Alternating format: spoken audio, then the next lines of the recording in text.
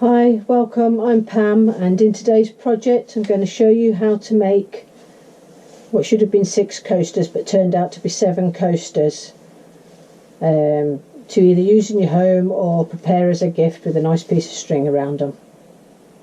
Keep watching for more. Okay, today a quick project with a couple of tools that you'll probably need and little bits and pieces. The first thing you'll need is a square piece of wood. You only actually need it to be, let's get a measuring tape, not the ideal one, but it'll do. A piece of wood, say 4 by 4 square, 4 inches by 4 square. That would be enough. Maybe somebody's got a bit lying around or a bit in the shed, or maybe glue some pallets together. Or maybe not glue some pallets together, because I don't think that'll work actually for this project, but a square piece of wood. And a quick project, great for a gift. All you need is a nice bit of decorative string or something, is some coasters, solid wood coasters. People love them. Can't get them in the shops. You can't go in and buy some oak ones. Well, certainly not where I live. I get asked for them all the time to make. So I've got a piece of wood here. It's Douglas fir. It's quite a nice piece of wood when it's finished. I make quite a bit of stuff out of it, and it's got a couple of different colours in this bit, so it'll make nice ones. So I've just drawn a line there just to square it off. I'll take it to the bandsaw actually and just cut into that, but I won't need all of this block. I've done enough for 6 coasters. 1/2 an inch thick is more than adequate. So I've drawn some lines out there. So what I'll do is I'll cut back to the end line on there, and then all we do is slice them on the bandsaw. It's such a simple project and people love them, like I say. So let's go and cut some wood.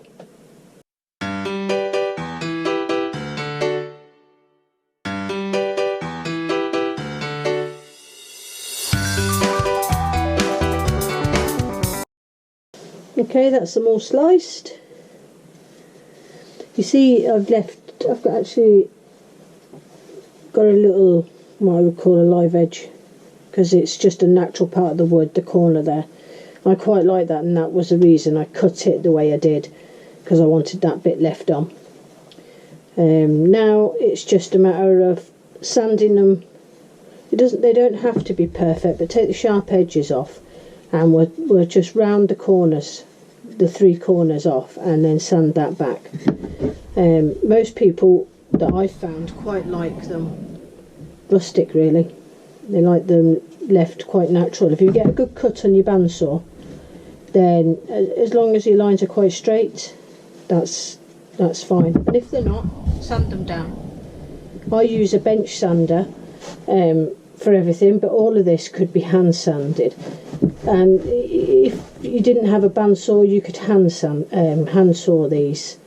So that's another way of doing it as well. You could probably do it on a table saw if you had a table saw as well, but that's a bit risky really. But the bandsaw's the best if you've got it, or a handsaw. Right, I'll give them a sanding now, and we'll see what they look like.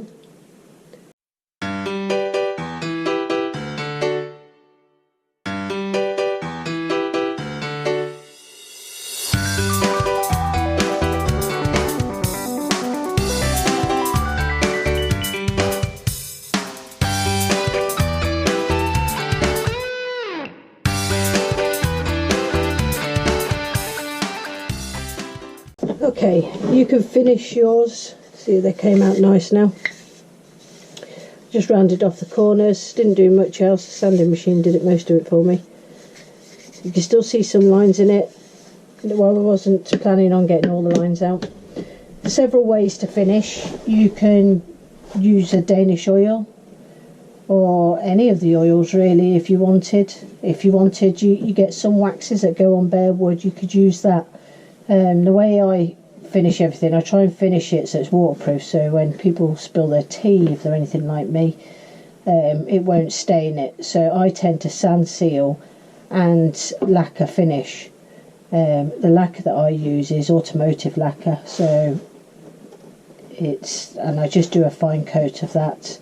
But with the sand sealer, it takes the grain up on the wood, and you just give it a little hand sand after, and it makes it nice and smooth.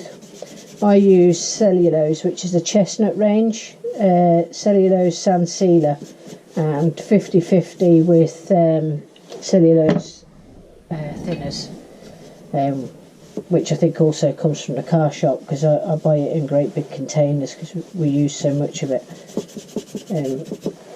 So that's quite simple. Just get a wee brush, or if you had a little trough you could dip them in. I usually do 2 coats of that's enough. After this coat dries, I'll give it a light sand with, sorry, phone rings at an awkward time. So yeah, give them 2 coats each, and as I think I was just saying, I sand it about 400 or 600 in between each one. A good soaking so it draws it in.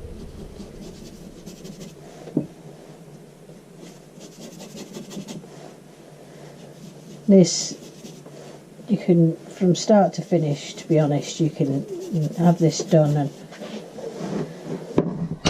well, you could have them all cut in about half an hour, cut and sanded, and then by the time you sand seal, you need to leave this to dry a little bit.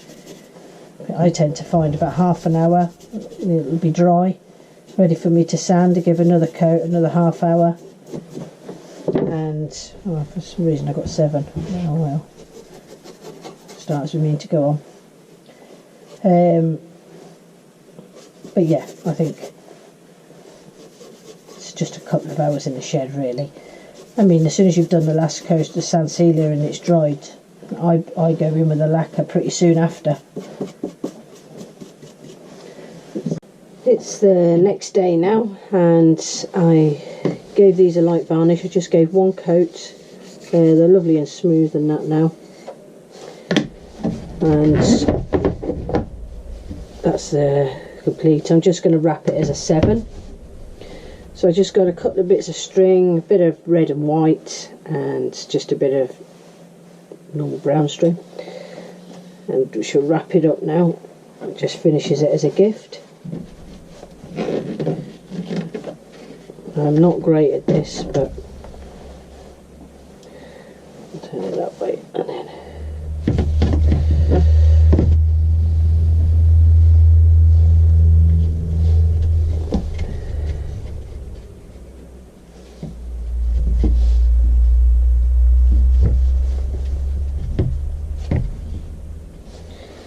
there's a tree.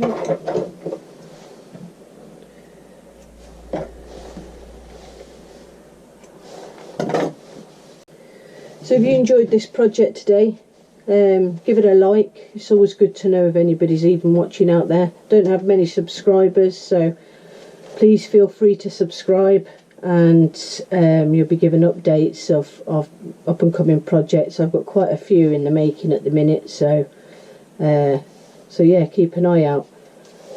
Hope you enjoyed.